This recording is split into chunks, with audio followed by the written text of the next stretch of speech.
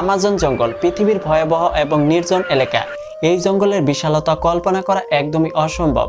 এই জঙ্গলটা এতটাই ঘন যে এই জঙ্গলের মাঝখানে যদি কাউকে ছেড়ে দেওয়া হয়, এখান থেকে বের হতে 400 দিনের উপরে সময় লেগে যাবে।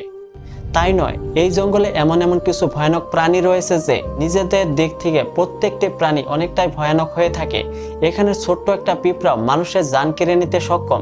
তাহলে একটু চিন্তা করতে পারছেন এই জঙ্গলটা কতটা রহস্যময়। এই আমাজন জঙ্গল 55 লাখ বর্গ কিলোমিটার এলাকা জুড়ে বিস্তৃত। এই জঙ্গলটা বাংলাদেশের মতো 36টা দেশ বা ভারতের মতো 2টি দেশ অনায়াসে জায়গা পেতে পারে। এই আমাজন জঙ্গল 8টি দেশের মধ্যে বিস্তার রয়েছে, যেমন America, Brazil, Peru, Colombia, Bolivia, Venezuela, Ecuador এবং কি গায়ানায়। পৃথিবীর মোট 20% অক্সিজেন এখান থেকে আসে। এই জঙ্গলটাকে রেন ফরেস্ট বলা হয়ে থাকে।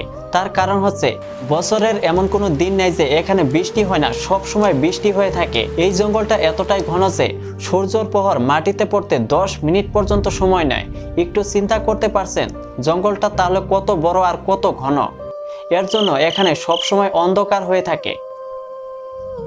এখানে 40,000 প্রজাতির গাছপালা, 1300 প্রজাতির পশু পাখি, 2200 প্রজাতির মাছ, 270 প্রজাতির স্থল প্রাণী এবং কি 380 প্রজাতির ক্ষুদ্র ভয়ঙ্কর প্রাণীদের বাস রয়েছে এই রহস্যময় আমাজন জঙ্গলে। এখানে রয়েছে গ্রিন অ্যানাকোন্ডা, যেটা নাকি পৃথিবীর সব থেকে বড় সাপ। এই সাপের যদি দৈর্ঘ্য বলা হয়ে থাকে 33 ফুট লম্বা, আর যদি ওজন বলা হয়ে থাকে 250 কেজি, এবং কি এই সাপ তার থেকে বড় প্রাণীকে অনায়াসে গিলে খেয়ে ফেলতে পারে। সব থেকে অবাক করা বিষয় হলো যে এখানের বুলেট পিঁপড়ার কামড় মানুষরা বন্দুকের গুলির মতো অনুভব করে। এই আমাজন নদী পৃথিবীর দ্বিতীয়তম পানি প্রবাহিত হওয়ার দিক থেকে বৃহত্তম। এই নদীতে প্রতি সেকেন্ডে 2,19,000 ঘনমিটার পানি প্রবাহিত হয়। এই নদীতে রয়েছে প্রচুর পরিমাণে কুমির, ইলেকট্রিক ইল এবং কি বিরল প্রজাতির গোলাপি রঙের ডলফিন রয়েছে। ইলেকট্রিক ইলের শট 807 ভোল্ট পর্যন্ত হয়ে থাকে। এর জন্য মানুষকে সহজে হত্যা করতে পারে।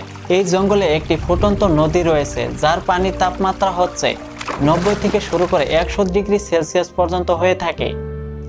এই ফুটন্ত নদীটি পেরুতে অবস্থিত। এখন পর্যন্ত বিজ্ঞানীরা গবেষণা করে বের করতে পারেন নাই যে এইটার রহস্যটা কি। এই জঙ্গলে 600-এরও বেশি আদিবাসী জনগোষ্ঠী রয়েছে। এই জনগোষ্ঠীগুলো এই সভ্য জগতের সাথে পরিচিত নয়। এই জায়গাটাকে জঙ্গল বললে ভুল হবে, তার কারণ হচ্ছে এই সমস্ত জায়গা রহস্যময় ভরা।